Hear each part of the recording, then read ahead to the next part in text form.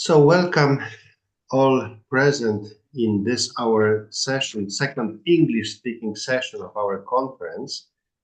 I'm very glad that we are joining also in this international dimension, especially warmly welcome all those who are following us from Morogoro, but also others. In this part, in this block, we'll have three talks, three presentations. First, this will be Mrs. Olga Szybke. I hope, yeah, she's already. Yeah, I'm here. Welcome. This will be something interesting. At least I see this. Can avatar be considered a person? Then we'll have a second presentation of Ms. Dominika Pruszczyńska about the personalist perspective on safety and the protection of human dignity in humanistic organization. And the third one will be Father Dr. Mariusz Boguszewski, human being as a subject of 8 activities of church aid organizations in Poland. So welcome all, especially warmly those who will be presenting us with teams. So not to waste time, I just suggest that we can have kind of a discussion at the end, unless there is something really strictly linked to the given presentations. So in that case, please let me know on chat that you want to ask immediately. If not, we can have a short discussion at the end of this section. So please, if you can have a presentation within 20 minutes, more or less, so we can have some time at the end of the session. So first I ask Mrs. Olga Szybke, the presentation somehow challenging. Can avatar be considered a person? Welcome. Thank you. Then I will maybe show my screen to present my presentation also.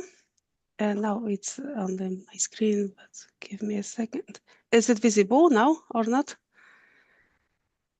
Not yet. Okay. We see you. No. Then maybe I will try one more time.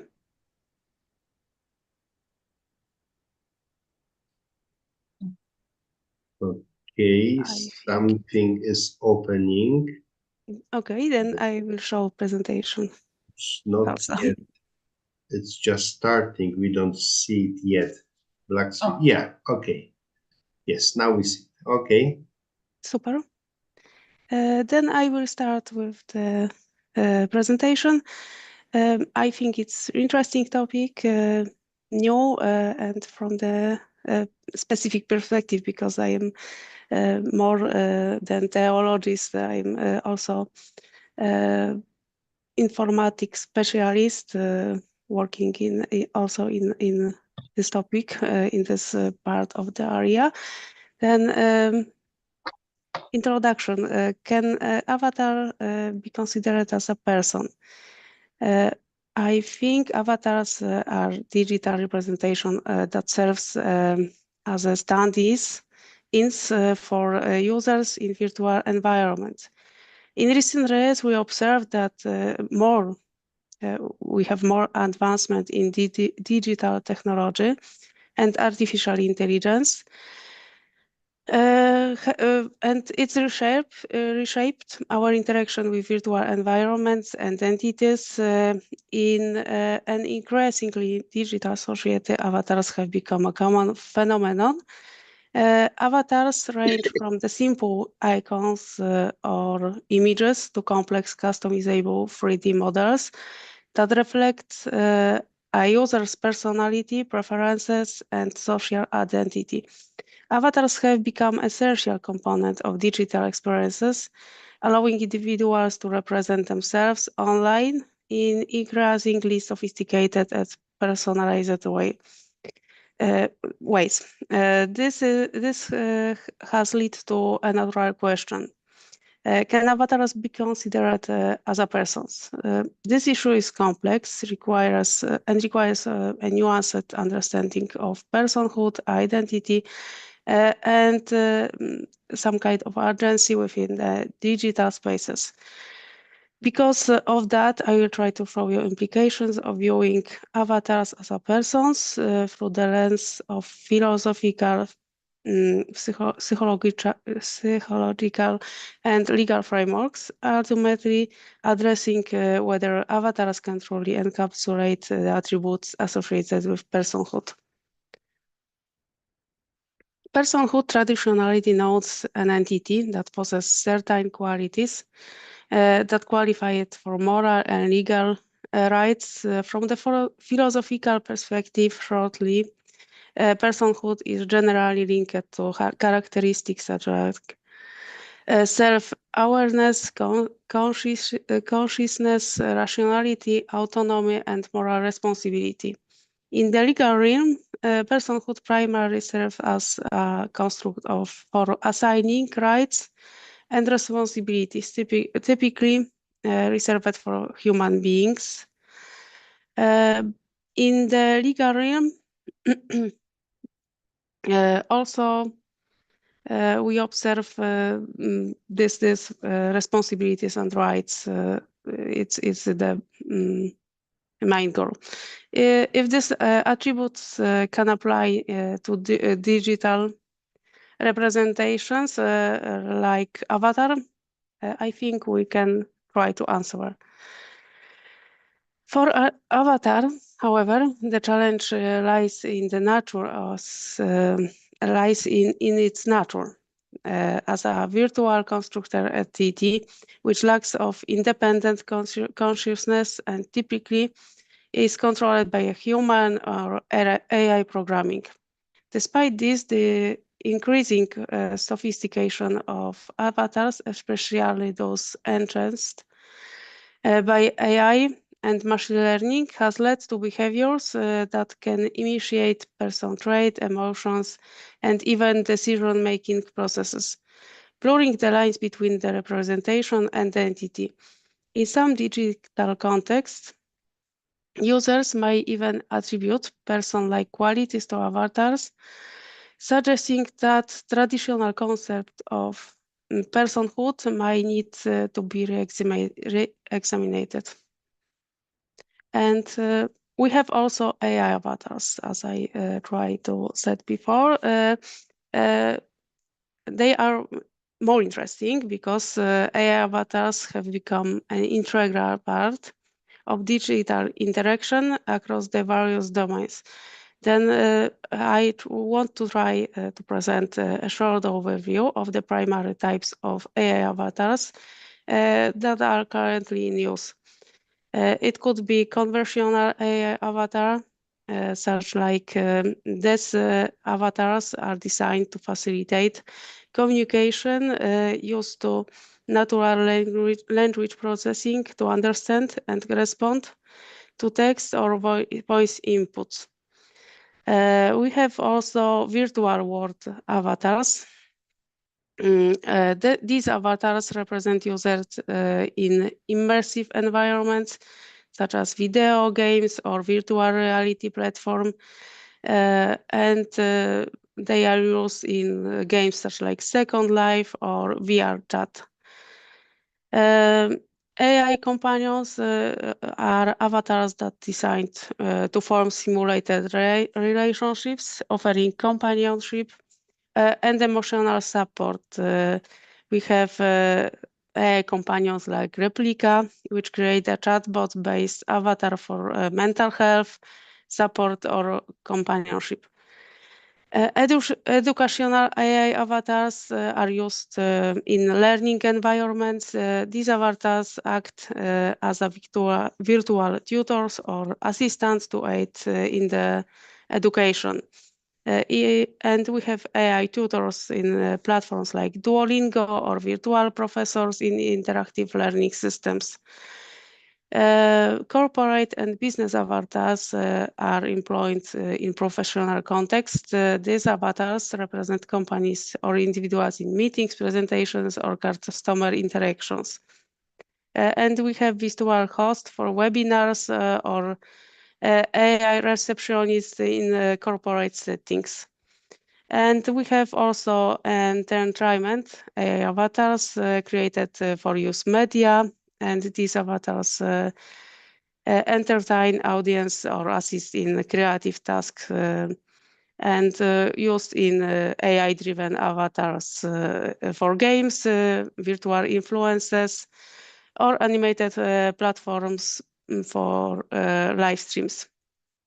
The next one could be healthcare AI avatar that is virtual avatar increasingly used in health, telehealth or therapeutic settings to guide patients or provide mental health support.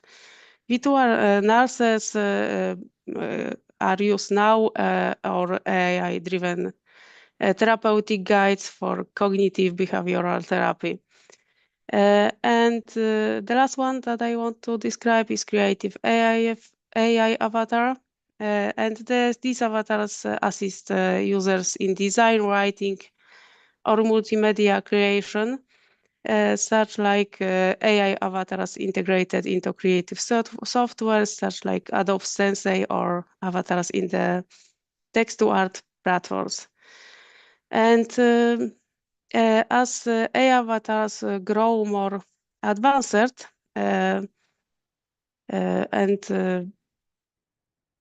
but still it's not human being, it's only avatar. We must understand it.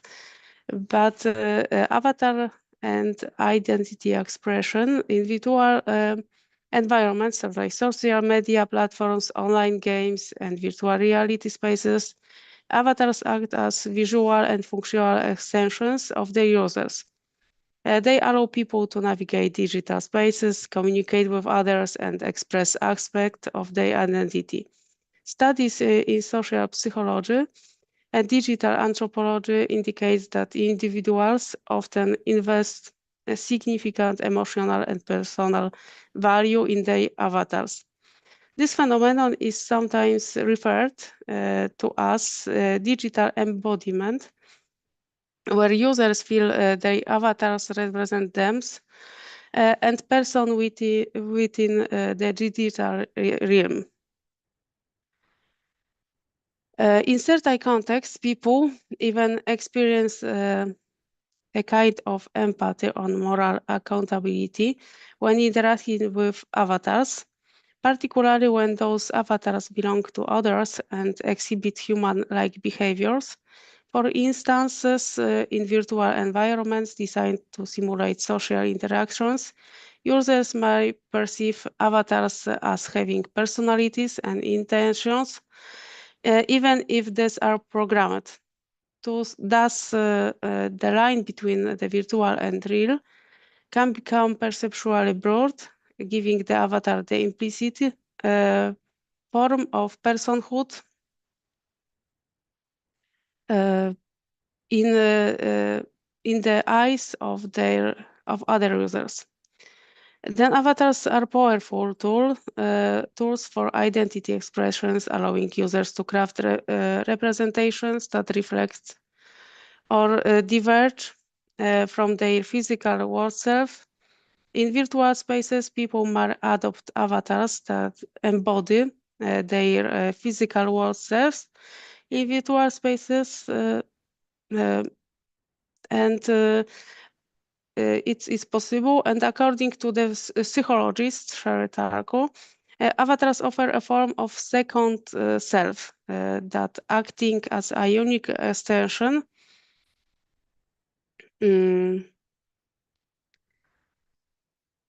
of one's identity within a virtual world. This layered identity, where the avatar both represents and in some way shapes the user's self-concept, raises questions about the extent to which the avatar can be seen as an extension of the person or more radically as a person in its own right. Is avatar as independent entity.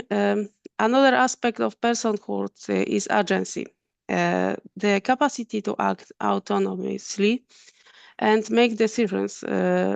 In most cases, avatars are controlled by users lacking autonomy in any meaningful sense. However, development in artificial intelligence have begun to blur this line.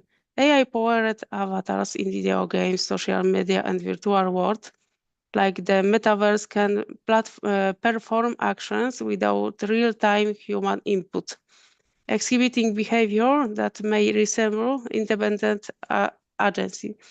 Despite this, the autonomy of an avatar remains derivative. Its actions are limited to predefined programming or user instructions, which constrains its ability to make truly independent decisions. While some argue that AI-equipped avatars demonstrate pseudo-agency, their lack of self-awareness and intention limits their qualification as autonomous persons. As we see in the global chart, the digital avatar market increasing and will be more extended. Then the question about avatars will be more important also in future. In moral and legal philosophy, personhood often entails rights and responsibilities. If avatars were considered persons, questions arise regarding the rights they might hold or the responsibilities they might bear. Should an avatar have rights to privacy, freedom from the harm or ownership over its digital assets? Current legal systems treat avatars as a property of their creators or users, not as independent entities with rights. However, legal scholars are exploring the possibility of digital personhoods for AI, particularly as avatars become more sophisticated. Yet without a clear understanding and consciousness of subjective experience, extending full personhood to avatars remains speculative and controversial. Virtual communities and relationships. Avatars play a vital role in social dynamic within virtual communities, where interactions are mediated by these digital representatives. People form relationships and establish reputations, and even experience emotional connections through avatars. Despite this, the relationships are fundamentally rooted in these users behind the avatars. This dependency suggests that while avatars may facilitate social interactions, they don't independently possess the rational capacity integral to the personhood. Digital personhood in future. As technology advances, the potential for more sophisticated avatars raises new questions about digital personhood. Some philosophers argue that future avatars, perhaps those embodied with advanced artificial intelligence and capable of learning, adapting, and even expressing unique personalities, could attain a level of sophistication that warrants reconsideration of personhood. However, without subjective experience, emotional depth, and consciousness, avatars, even AI-powered ones, may remain limited to the status of tools rather than persons. And from the ontological implications, To further elaborate on the Catholic perspective regarding the ontological implications of whether the avatar can be considered as a person, then according to Catholic teaching, human alone are created in imago Dei, meaning they are uniquely reflective of God's image. This grants human dignity, moral agency, and the capacity for the relationship with God. Avatars as artificial constructs lack the divine imprint. They not possess intrinsic worth beyond the functional use as tools of representations of the creators. They also have lack of embodiment because Catholic theology, as we know, emphasizes that human personhood is deeply tied to physical embodiment. The body is seen as an integral aspect of the person, not merely a vessel for the soul. This unity of body and soul is essential for the human nature. And avatar, which is disembodied and virtual, cannot meet this criterion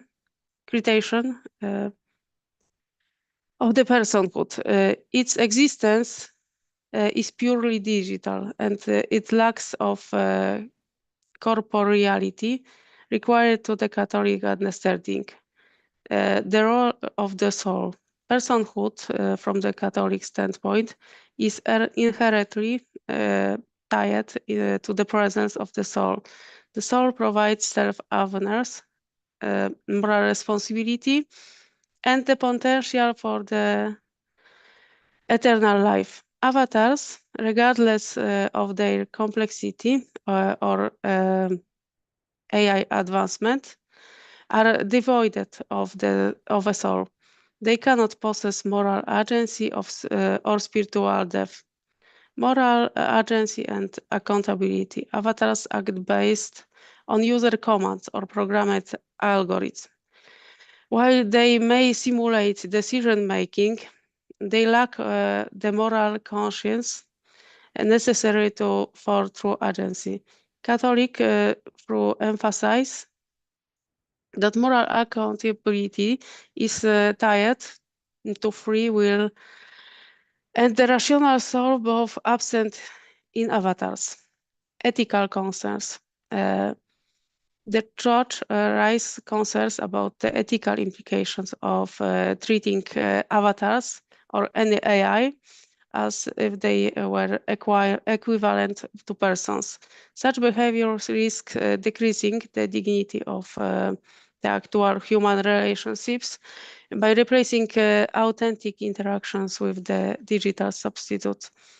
The ethical use of avatars should always prioritize human dignity, ensuring that they serve humanity rather than dehumanize or replace it.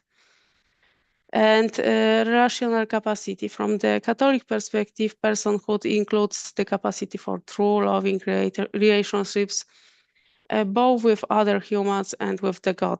While avatars can facilitate virtual interactions, they cannot participate in the relationships in the same way that a human person can. Their relational capacity is entirely dependent on the user.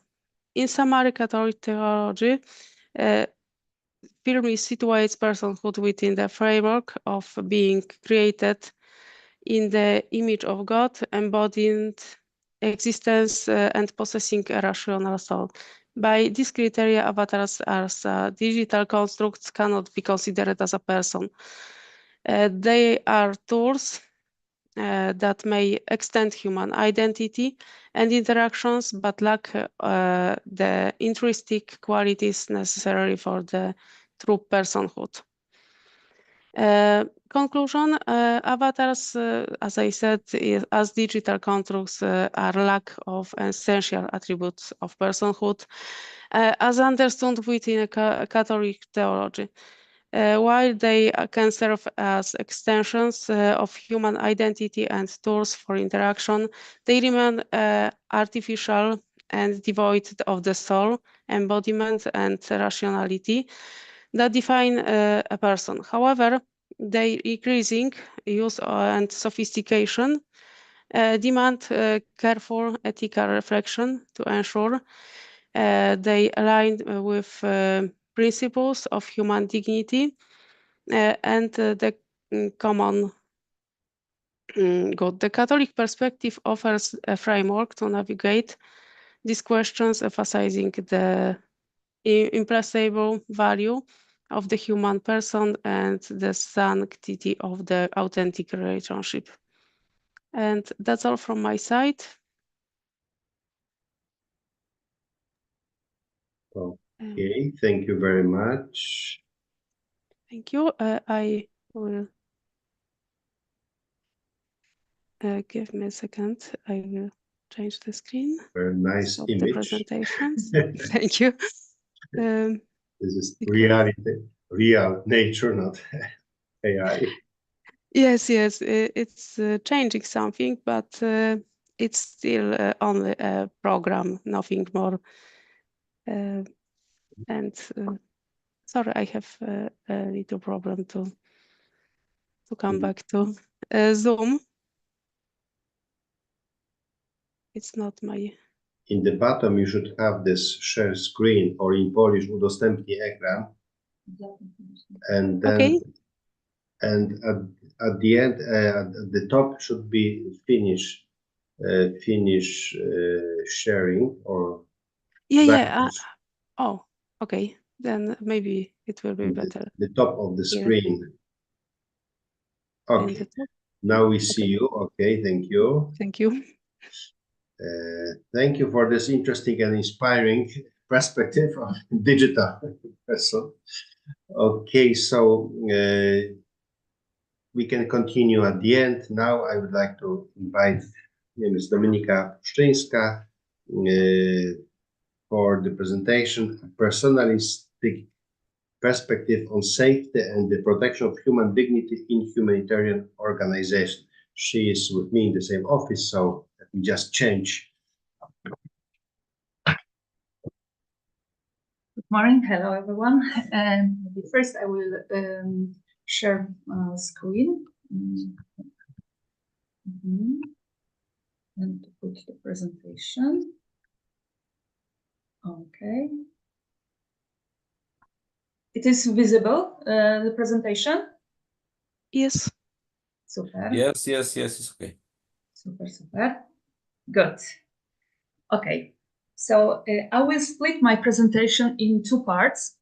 The first part will be more theoretic and the second more practical.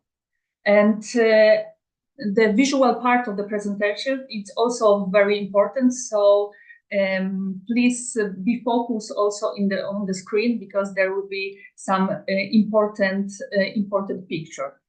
In the second part, I will introduce Open Doors, an organization that supports persecuted churches. I will explain how they use photos to share their work while following ethical standards. Of course, I am not going to present specific solutions, but rather highlight the main ideas and what the organization focuses on when presenting its materials. Every organization is different, so each one needs to create its own strategy in this topic. So to understand the ethics of humanitarian help and humanitarian photography, let's start with the story of Kevin Carter.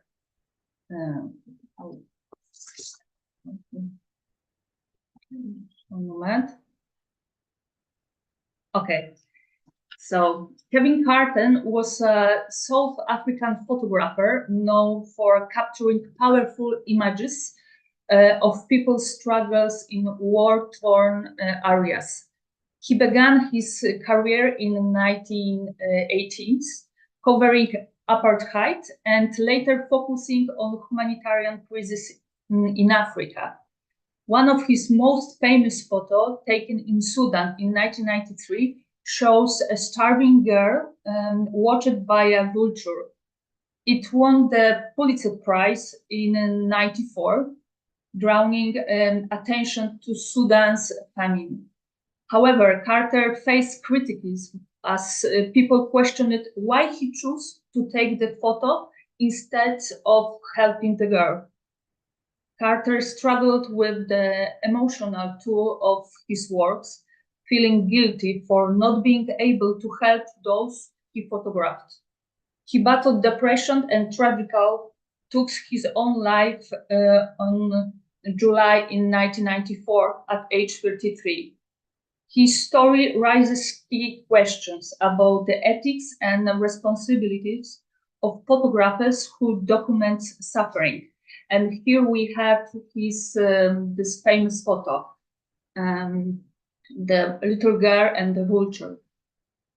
As we've seen with Kevin Carter's story, his powerful images brought critical attention to suffering and injustice, but also highlighted the emotional and ethical challenges photographers face when capturing these moments. Now let's move to another complex topic related to photography and the charity work, often called poverty porn. Let's explore how these images impact our view of poverty and the people affected by it, and how we might instead portray these issues more thoughtful. Okay.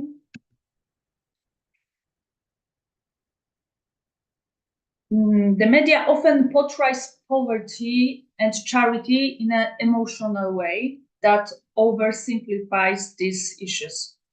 They focus on powerful images like starving children to evoke compassion and encourage donations. However, this approach overlooks deeper causes, such as economic and political problems, and suggests that money is the only solution, instead of addressing the largest issue. This portrayal can also create a sense of superiority over the poor, ignoring their perspective and ability to help themselves. As a result, the help they receive often becomes one-sided, not reflecting their real experience. Now I will talk about some risks that come with focusing too much on poverty and suffering in the materials shared by aid organization. And there is some characteristic key of poverty porn include the first we have sensationalism. It's focusing on shocking and upsetting images like starving children or poor living conditions without giving any context of or explaining the deeper problems behind it. The second, we have oversimplification, turning complicated social, economic, and political issues around poverty into simple stories that make it seem like the solution is just about giving donation or charity. The third, we have lack of agency, showing people in poverty as helpless victims, which overlooks their dignity, strength, and ability to speak up for themselves. And the last one, exploitative intent, putting the audience emotional reaction first, instead of respecting the rights and experience of the people being shown.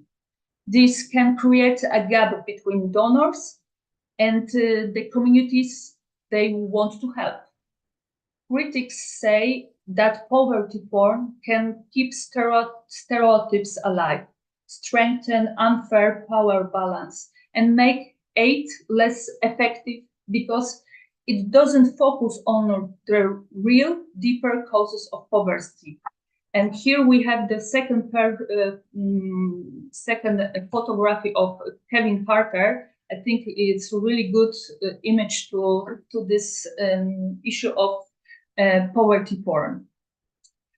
Now that we have talked about the risk of focusing too much on poverty and suffering, let's take a step back and think about human dignity. The Catholic Church documents Dignitas Infinita. Here is yes, here is the slide with that. This document helps to us understand why it's so important to protect dignity in all areas of life. Let's see how this applies to the problems we are facing today. Human dignity means that every person has a value just because they are human. The Catholic Church, in this document, Dignitas Infinita, says this dignity doesn't depend on things like social status, health, or abilities. Everyone made in God's image should be treated with respect and have their dignity protected in all parts of life. Dignitas Infinita talks about areas where human dignity is a risk. So first we have poverty and social exclusion. People in poverty often don't have the basic they needs, which affects their dignity. Being excluded from society can make people feel worthless. Second, we have wars and armed conflicts. In wars, people suffer from violence and loss, and their dignity is harmed by cruelty and discrimination. The third, we have violations and human risk. Many people are denied basic rights, like the right of life and freedom, and suffer from torture, slavery, or sexual violence, which takes away their dignity. The third, discrimination. Minorities often face unfair treatment, which hurts their dignity and sense of belonging. But dehumanization, in wars of crisis, people can be treated like objects, which strikes them on their dignity. Next, we have lack of access to education and healthcare. And next, we have exploitation. In situations like child labor or slavery, people are treated unfairly and taken advantage of, which violates their dignity. And the last one, we have climate change. Climate change makes life harder for poor communities, taking away their basic needs and treating their dignity. And having understood the risk to human dignity in various situations, let's now focus on how organizations like, for example, Open Doors, are working to protect the dignity of those facing persecution, particularly Christian. I will also touch on how they manage sensitive information to ensure the safety of those they support. Open Doors is an organization that supports Christians who are persecuted for their faith. The goal is to help believers stay strong in their faith and to raise awareness about the challenges Christians face around the world. They also encourage people to pray and advocate for those who are being oppressed because of their religion. I will briefly explain that the main rules for sharing information outside the organization. I won't go into details, I will just cover the basic ideas. At Open Doors, they organize information into 4 levels, which rules for how to handle it. First, we have level 0, it's called top secret. This means that information is very private and only a small group of staff can see it. Level 1 is named in the house. This means only Open Door staff can see this information. It shouldn't be shared with the public because it could put Christian on risk. Level 2, restrict. This information can be talked about in meetings, but not online. And the third level, it's open for publication. This means the information can be shared freely in different ways, like on internet, social media, or in news releases. These systems helps open doors, share important message while keeping everyone's safety and privacy protected. And now, I would like to briefly share the main ideas and aspects the organization follows when showing its work and projects through photos. We explain the key principles and how they are put into practice. The first, the rules of the presenting photo is photos with context. Using photos of people who receive help from humanitarian and missionary groups is important, but this image should show their full stories and lives. Photos can help people connect emotionally and understand the challenges, but without context, they can be misunderstood and even disrespectful.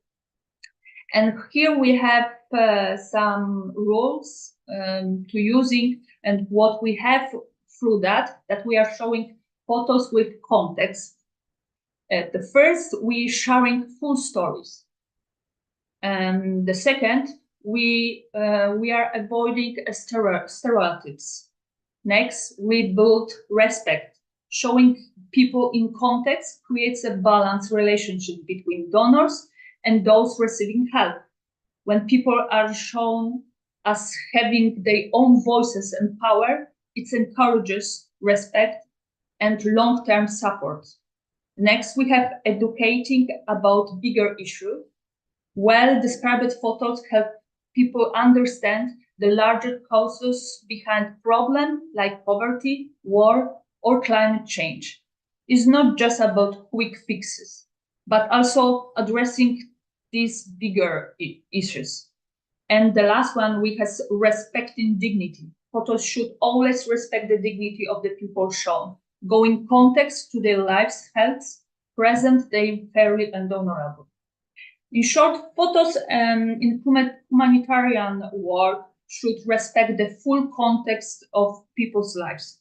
This gives viewers a better understanding and allows people to be seen with respect and dignity.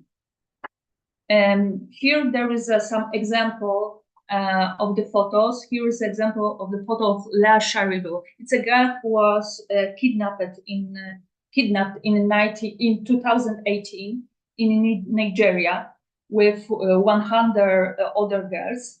But while most of the girls were released, Lea was kept because she refused to convert to Islam. And her bravery has made her a symbol of strength and courage. Lea's story has drawn attention worldwide, with many calling for her release. Despite these efforts, she remains in captivity, highlighting the ongoing violence and religious persecution in Nigeria. So her story can be very inspired and to motivate for some humanitarian works and also to a prayer. So I think this is really good example how to use image with the context, and the context can also help with humanitarian work. The next one, next topic, there is privacy. The aid organization and missionaries organization, of course, have a duty to protect the photos and details of the people they support. This is just a rule. It's about respect and safety. First, we have respecting dignity and privacy. So this is the key of that. Many people receiving help are in tough situations. So we need to share their photos in ways that don't invite their privacy or reduce them to people in need. The second, protecting against misuse is essential. Uncontrolled images can end up in the wrong hands or be used against the organization's mission. Next, we have safety. It's, of course, it's a big reason how to protect the privacy. For people in dangerous situations like refugees or, for example, persecuted Christians, Even a photo can put them at risk. Protecting their information is critical for their safety. Next, there is also a legal and ethics duty to follow data protection, especially for children. So we have to always have in our mind this issue. The next, building trust with communities is also very essential. Finally, careful images use prevents harmful stereotypes. So in short, protecting photos and personal data is about respecting people, keeping them safe, and building trust with those who we serve. And the last, so now I just want to share some few examples which Open Doors is using for protection or protection of the, for example, the place where the photo is taken or the person. So we have like blurry faces or some putting on some stuff on the face to not see who is that. Or we have this resolution. The next one. Next one. So in every photos we don't see face very clearly, and also we cannot say even where is the place where the photo is taken. And the last one, so this is photo that we don't see too much, but we see the person. Okay, so the last things is using symbolic images. So why it's, for example, what we can do when we cannot present photos with context. We can using images of actors. It can be really using very useful. First, because in this way we protect privacy. In this way also we can reach more people. We can avoid stereotypes. We can also use this photo and for long-term use. Symbolic photo can be reused without feeling outdated.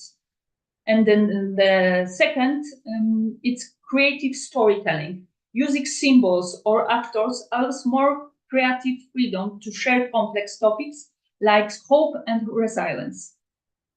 So to sum up everything, humanitarian photography and humanitarian work and how we tell people's stories are both powerful and sensitive topics. We have seen that images can inspire support, but can also unintentionally reinforce stereotypes or violate people's dignity. Organizations like Open Doors demonstrate that it's possible to share stories responsibly by using symbolic images and controlling sensitive information. They ensure safety, respect, and authenticity. In the end, whatever we use, real or symbolic images, the goal is to inspire empathy and understanding while protecting the dignity of the people being represented. A thoughtful, context-rich approach not only respects those being helped, but also encourages deeper, more meaningful support for donors. So thank you for so much for your attentions. And maybe I have last just example I forgot to show the photos with actors, the like symbolic photos. We have also three examples. The third and the third.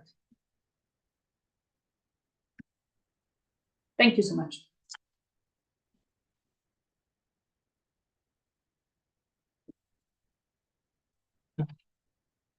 Thank you very much, Ms. Dominika Puszczyńska. Let's stop the sharing the screen.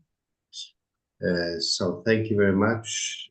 And not to waste time too much, I would like to introduce Father Dr. Mariusz Boguszewski with the presentation, the human being as a subject of aid societies, of aid activities of the Church aid organizations in Poland. And if you will make it a little bit shorter, we'll be very grateful. So we'll have some time just to finish on time. Yeah. It's better. Thank you very much. It's better. Yeah, thank you very much, Father Professor, and all of you who is attending us here in Zoom and also in YouTube. Thank you, my previous speaker, Dominika, because she introduced me in a very, very good way, because the first part of her presentation is I can take as my introduction. Okay, of no my problem. See you. presentation. Who is there? Oh, okay. And here we're talking about churches organization in Poland, because as we know, in Poland, I have information from the Central Statistic Office reported that in 2020 it was 65,000 religious organizations. You can imagine. 5,000 of them doing social and charitable assistance. It is amazing number of organizations who is present in Poland. Of course, some of them they are big, some of them they are small, working, for example, in parishes. And at the beginning, I want, because after my long time and working in Pontifical Foundation Aid to the Church in Need, my idea it was always how to make in order this kind of aid, because we, as a Catholic Church, we have to understand better to who we have doing this aid, and how possible, how we can do this this helping. And the first observation is that if we're talking about humanitarian aid, we're talking more for secular organization. If we're talking about charitable aid, we're talking about churches organization. But of course, we can use interchangeably, but more is better to say, if we want to describe secular organization, we're talking about humanitarian, and if we want to describe church organizations, it's better to say charitable aid. Of course, my presentation is from a theological perspective, because here it's closer to me to say some words about this perspective. Charitable aid is the cornerstone of the activities of many church organizations around the world, including Poland. For centuries, the Catholic Church has been committed to helping those in need as a direct result of its social teaching and gospel values. At the center of this mission is the human being, whose dignity and well-being are the priority of all activities. The Church's charitable work is based on the gospel commandments of love, of God and neighbor. Jesus Christ repeatedly stressed the importance of mercy and concern of the weakest, which is reflected in numerous parables, such as the story of the merciful Samaritan, etc., etc. The popes and bishops of the Church, in numerous encyclicals and documents, teach the duty to help our neighbors, which is an integral part of the Christian faith.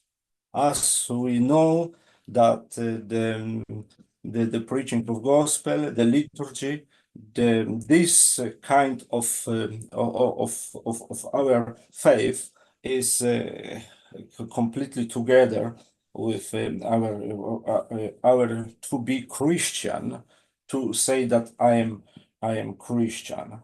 Since the beginning of Christianity, communities of the faithful have been committed to helping the poor, the sick, and the excluded. St. Francis of Assisi, of Mother Teresa of Calcutta became, for example, symbols of selfless love of neighbor. This proper understanding of helping people seems to have its deepest understanding of the human person as such, and is a restoration of his and her proper dignity as a human person, often debased by basic deficiencies to function in society. Contemporary church organizations in Poland, such as a Caritas and Knights of Columbus in Poland and Polish Section 8 to the Church in Need, continue this tradition, adapting their activities to changing social needs. In the face of global crisis, wars, natural distresses, or migration crisis, charitable aid organization by the church takes on particular importance. Such aid in the church's activities is characterized by a personalistic approach that puts the human being at the center. And every person, regardless of their life situation, is seen as a being endowed with immediately dignity. Therefore, the church's assistance activities are not limited to meeting basic material needs, but also include spiritual, emotional, and social support.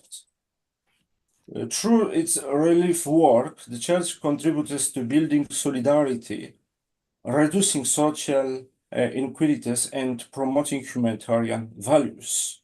In this presentation, I choose 3 organizations, as you can see. I mentioned before, the Caritas. We know that the Caritas is not only one organization, it's a mark of organizations, no? Because in Poland, we have Caritas Polska, this Caritas Poland, in one of many organizations, and in every diocese we have diocesan Caritas. It is a basic of work, but it's completely different, separated by the law.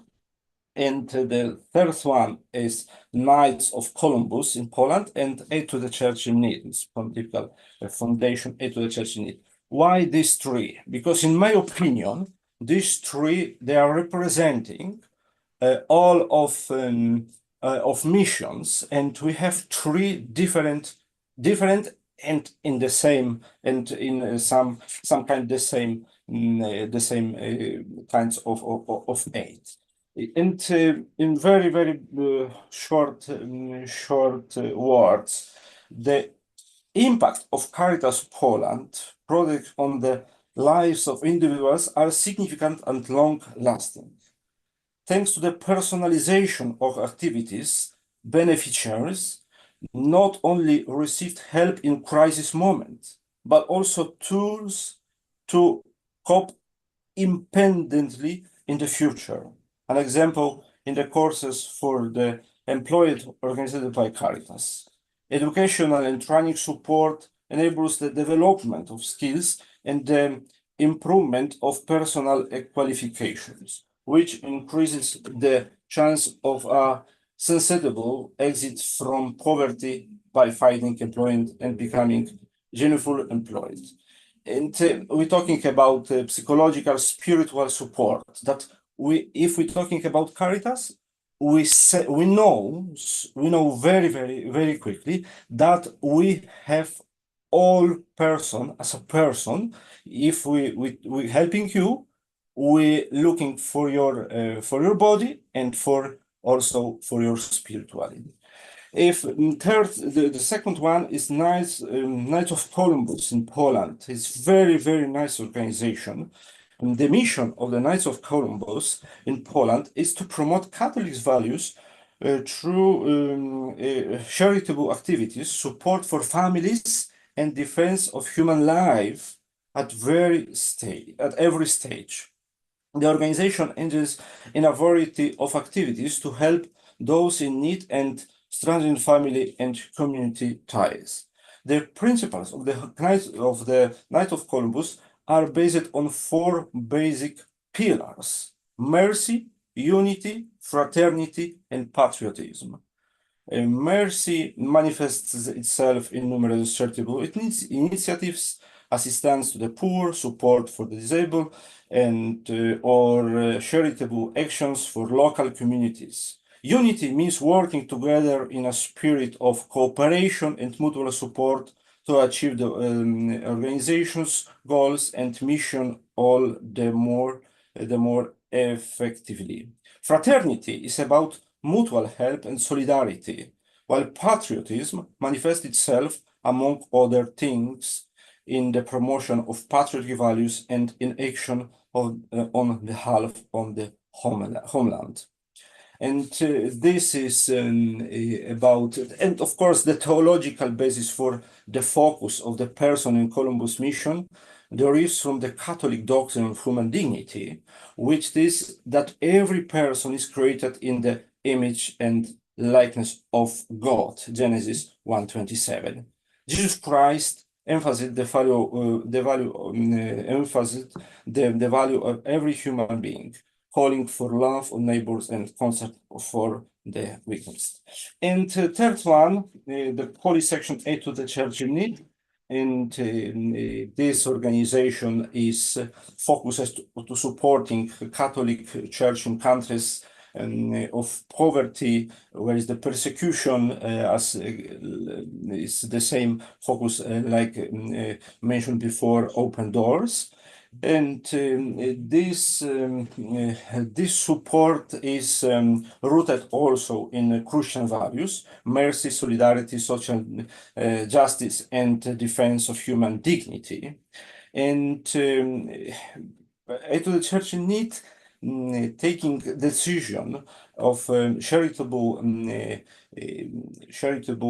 helping now is going to understand better how education can help the people in this in those difficult situation. And one of these projects is what we have at our university. We have students from Africa who is doing theology in English. This is one of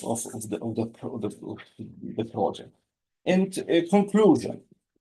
Of course, we have 3 visions of different aid understanding, and all of these visions is based on the gospel, on the understanding of dignity of human person. And if we choosing some projects to realize, to pay for in the end for this project, we have to understand better who is really needed behind me, who is really person who I can help him. And this is conclusion of my presentation. Of course, I have an article if someone will be interesting. I'm ready to send to you. Thank you very much. Thank you very much, Father Mariusz, for presentation and also for being in time. So I think many questions arose during our presentations, and we are not able to raise all of them, but I think we can share with some ideas. But if someone would like to just share now with any question, especially to our last presenters, we have few minutes just to either summarize or yeah, we have already one information. Please send. Okay, we send. So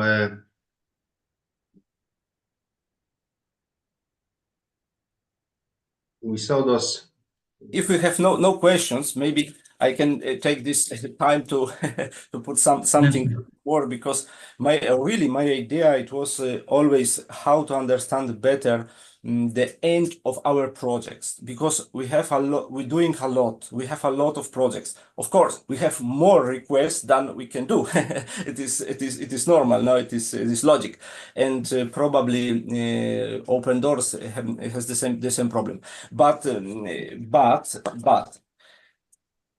from theological point of view, we have to understand that who is asking me is more important for me than me who can help him.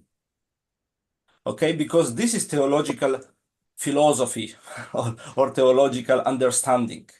Because who is needed is needed not only for me as a human being, as a human person, but this person is important for my salvation, because my salvation is doing by poor people, by the people who is in need.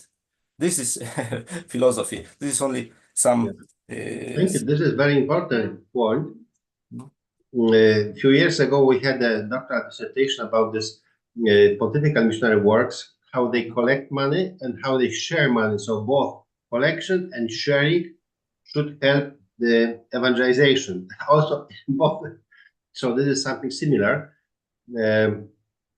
Yes, and sometimes it is just too easy take money than giving money. Yeah. Because you know how to share, to who to give, no? How to share, how to choose someone who is really needed. If I have 1 million people who is waiting for me, no? And, Okay. yeah. Well, if we have any question from Africa, from our participants from Tanzania, we have just a few minutes. I also wanted to say thank you to both our previous presenters, Mrs. Olga and Ms. Dominika. Both of them were also very inspiring, but I think this is for longer discussion that we can have it now. So all of them three were interesting from different angles, not from the same perspective, which shows us that the complexity of the issue. The first part was more concentrated on African issues, the first part of our conference today. Now it was more general, but I think all those issues were interesting. So thanks to our sharing, we can have some idea, and well, perhaps we'll have to find a good form of sharing and or publishing, because it's too much just for a short meeting. So if we don't have any other questions, I have some to add on something my experience. Yes, please. If possible. Regarding IT, RODO doesn't exist in Africa. This is on the European Union. RODO. About photos, this one. Okay. Yes, even Facebook is in the United States, that is a freedom of speech, freedom of recording on the public places. Of course, we have to respect people whom we are helping, but RODO is just the smallest continent, which is Europe. But it is IT is only tools. Thanks God we are here because of the IT. Yeah, the tools is not person. Yes, thank you. Yes, regarding charity work, we have to be wise in helping. We have to be wise and to know to whom we help, where we are going.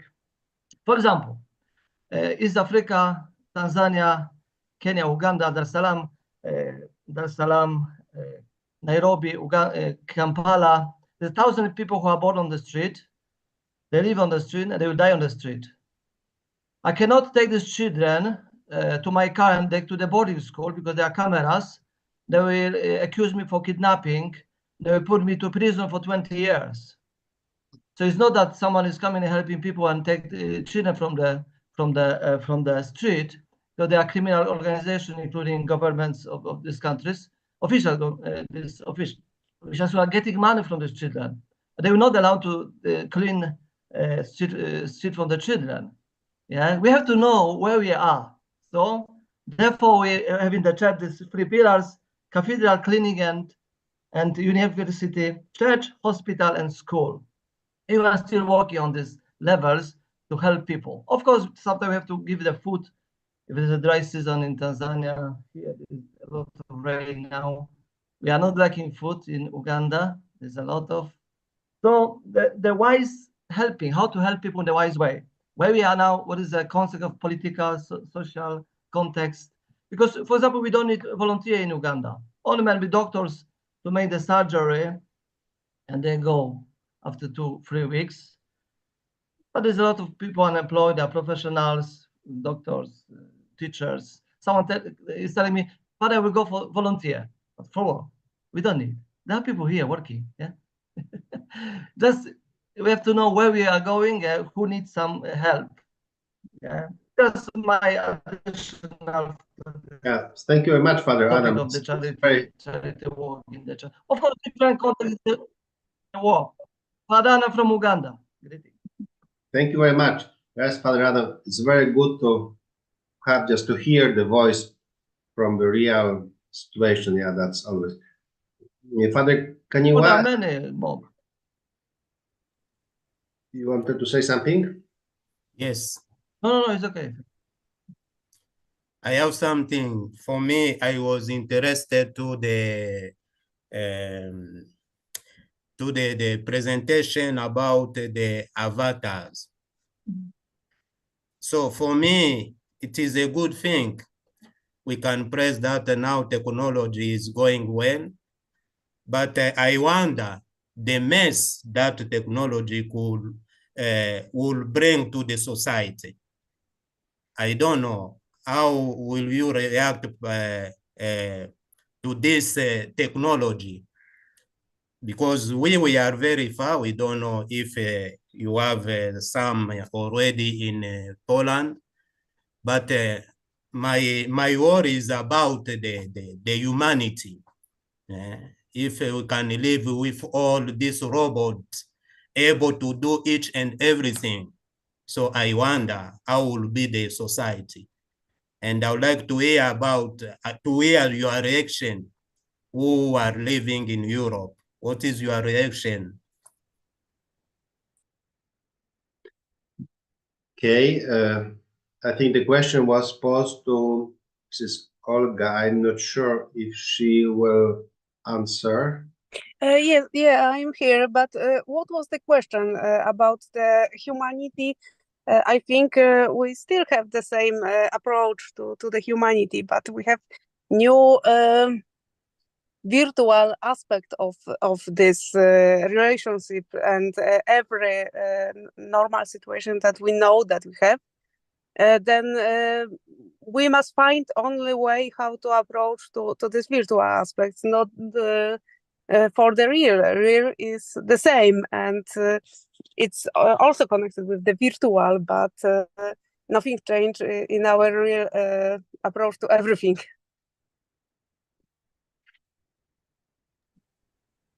Is it answered, or do I can add some? Thank you very much. Yes, Father Octavio? Thank you, Professor. I am also grateful for the forum. Of course, many and good things have been spoken from the presenter on the. Okay, I may also call it some kind of artificial intelligence. The way how Avatar is taking place slowly. Okay, in Africa we can say slowly. Father Adam will agree with me. In Africa we still have some slow steps to walk. Let me add, in Uganda, I think Tanzania and Kenya, children and youth, they are not using phone and laptop in primary and secondary school. they have no access. They have only in the schools. A rich family in the big cities, but they are more happy than I see in Poland. People said that, but in Africa, people are still communicating as a person. Yeah. Right. So thank you, Father, for your supplement. What I want also to add is this. If I remember very well, in around April to June this year, in the Holy Seas, the Castery concerning with education, they sat to discuss on the issue, the effect of artificial intelligence in the evangelization mission of the church, meaning that even the church is recognizing technological advancements of science and technology, advancement of science and technology. So these are the things which we cannot avoid. They are there, but how do we now cope with them in order not to lose in order not to lose the meaning and also not to lose the track? For instance, in Africa, we will see some of the things when they come without a proper knowledge on how to handle them, they may also cause harm, especially in issues pertaining to morals. Father Marius has spoken on the issue of charitable activities and organizations. Sometimes if we are not morally well grounded, they may cause many projects to be directed to the places and the persons who were not intended from the beginning. Otherwise, thank you very much for the presentations. Thank you. And Because I have another meeting now. I have to leave. Sorry. Sorry. Okay, thank you, Father. Okay, I just last question for Father Victor. I think you also wanted to say something, yes? Yes, I would like to add something on top of what Marius has presented. Unfortunately, he's leaving. Yeah, but I would like ready to leave now. Look what we have in Poland, what we need in Poland today. Okay, cold. Is it cold? No? Here we are sweating. And you have talked about the charitable, and Adam has cautioned to be attentive to whom we are helping. And in my view, according to my experience, apart from helping maybe individual or certain people in the street, but also we may think widely to be like a prophetic sign to speak on behalf of those who have no voice. We know better that there are many organizations, many companies from abroad that exploit Africa and in mineral areas, in some forests. They are taking a lot, but unfortunately, there is no a big voice of saying, "Look, pay what you owe." They can take much, but they pay little. The consequences, the poverty is increasing in areas, the reach of minerals, they are breeding leaders, there is a corruption in some areas. So I think apart from thinking of helping a person or a group of person, we can come up with the idea of raising voice, especially in the big companies and big groups, that they should consider that even in those areas who are poor, they are humans. They ought what they need. They should pay maybe taxes. They cannot pretend that they don't see what is happening. So this have been a cry also from the Pope has spoken when he was in DRC Congo. I think if you read his testament, you will see how Pope raised the voice. But unfortunately, his voice was silent by the newspapers, the big in the organization. They spoke nothing about that. They will either look some other news that are better for them. But I think if we need to go further, that kind of helping the need and the poor, even that. Thank you very much. Thank you. Just last question, Father Conrad. we'll have to finish this soon, but just last question. Okay, please. We don't hear you. Okay. Yes. Good afternoon. I represent two universities, University of Maria Curie Skłodowska in Lublin, but currently at Jordan University in Morogoro, Tanzania. And I would like to have some addition concerning the development. I think I would rather discuss with Father Ottavio, who said that Africa develops a bit slowly, because usually countries that are somehow back in development, they develop fast. Even we have the term developing countries, meaning that the rate of growth is quite high. And let me give you an example. For example, the money transfers. Yes, last year I visited France and I could see that still people use checks. While in Poland we used checkbooks for a very short time because people got used to use the bank cards, debit cards, credit cards. So we somehow surpassed French in using those methods of payment. But when we see the East Africa, like Tanzania and Kenya, they are even ahead of Poland because the M-Pesa is used when the banks are not necessary. Very few people have access to bank, only the richest ones. And the banks are not common in villages or small towns. But what is common is the agents for payments. So in Poland also we have BLIK, yes, which is you can transfer money from phone, but this must be connected to bank, and in Tanzania, Kenya, not. So it means that because of this development, the technology can develop faster in those countries, and sometimes even they can surpass the developed countries. Thank you very much.